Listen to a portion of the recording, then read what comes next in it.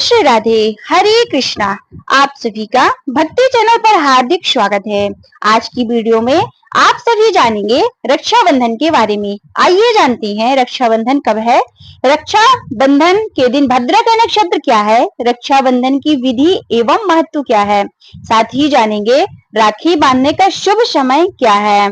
रक्षाबंधन जिसे राखी के नाम से भी जाना जाता है, दुनिया भर में हिंदुओं द्वारा भाई बहनों के बीच प्रेम और जिम्मेदारी का एक सम्मान करने के लिए यह मनाया जाता है। श्रावण पूर्णिमा के दिन रक्षाबंधन का त्योहार मनाया जाता है। इस अवसर पर बहनें अपने भाई को तिलक करके राखी बांधती हैं और भाई की लंबी आयु के लिए कामना करती हैं। भाई अपनी बहन को उपहार देते हैं और जीवन भर उनकी रक्षा करने का वचन भी देते हैं। यह पर्व भाई और बहनों के रिश्तों को मजबूत करता है।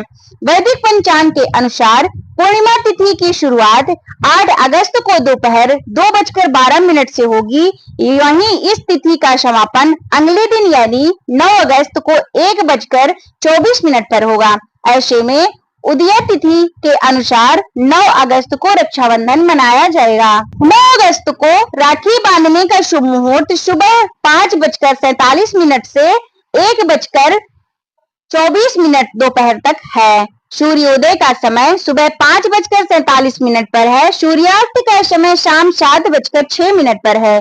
चंद्रोदय शाम 7:21 पर है। मुहूर्त सुबह 4:22 से 5:04 तक है। विजय मुहूर्त दोपहर 2:40 से 3:33 तक है।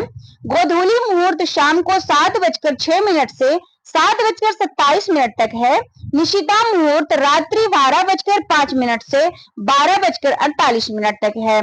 इस दिन श्रवण नक्षत्र में 3:23 तक रहेगा। इस प्रकार पूर्णिमा तिथि सूर्योदय से लेकर दोपहर 1:23 तक व्याप्त रहेगी। इस कारण से रक्षाबंधन का पर्व कार्य पूर्णिमा तिथि में भद्रा नहीं होने की स्थिति है। इसलिए 9 अगस्त 2025 के दिन रक्षाबंधन 1:24 तक राखी बांधने का कार्य किया जाएगा।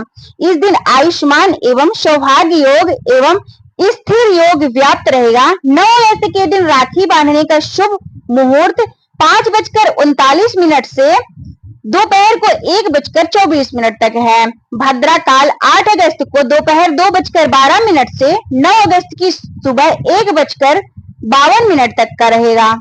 रक्षाबंधन का पर्व भाई बहन के अटूट प्रेम का प्रतीक है।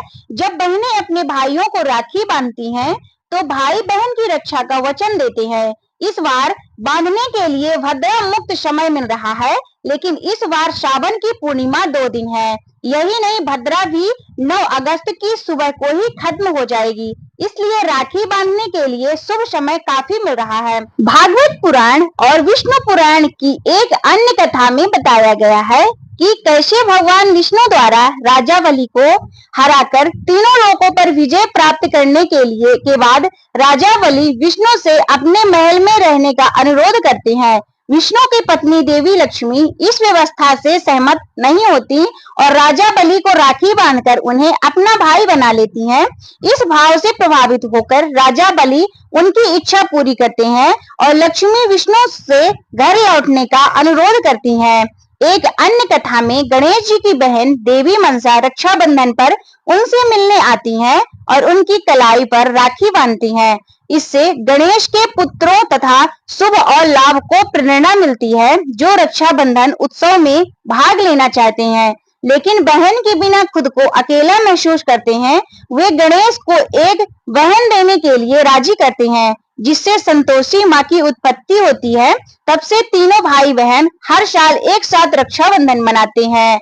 अपनी गहरी दोस्ती के लिए मशहूर कृष्ण और द्रौपदी रक्षाबंधन के दौरान एक खास पल बिताते हैं। जब युद्ध में कृष्ण की उंगली में चोट लगती है तो द्रौपदी अपनी साड़ी का एक टुकड़ा फाड़कर उसके घाव पर बांधती है। कृष्ण के प्रेम से अभिभूत होकर कृष्ण उनकी कृपा का बदला चुकाने का वादा करते हैं बाद में कृष्ण एक मुश्किल घड़ी में द्रौपदी की मदद करते हैं और अपना वादा को पूरा करते हैं। इसके अलावा महाकाव्य महाभारत में द्रौपदी कृष्ण के युद्ध में जाने से पहले उन्हें राखी बांधती थी। इसी प्रकार पांडवों की माता कुंती अपने पोते अभिमन्यु को युद्ध में जाने से पहले भी राखी बांधती थी। ये कहानियां रक्षाबंधन से जुड़ी समृद्ध सांस्कृतिक महत्व और विविध आशाखाओं को उजागर करती हैं तथा जैविक रिश्तों से परे मौजूद प्रेम और सुरक्षा के गहरे संबंधों को दर्शाती है।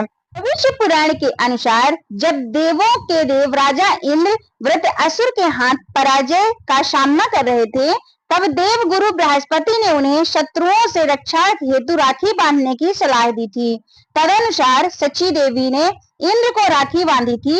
एक पौराणिक कथा के अनुसार राखी का उद्देश्य समुद्र देवता वरुण की पूजा करना था, इसलिए इस त्योहार के साथ वरुण को नारियल चढ़ाया जाता है।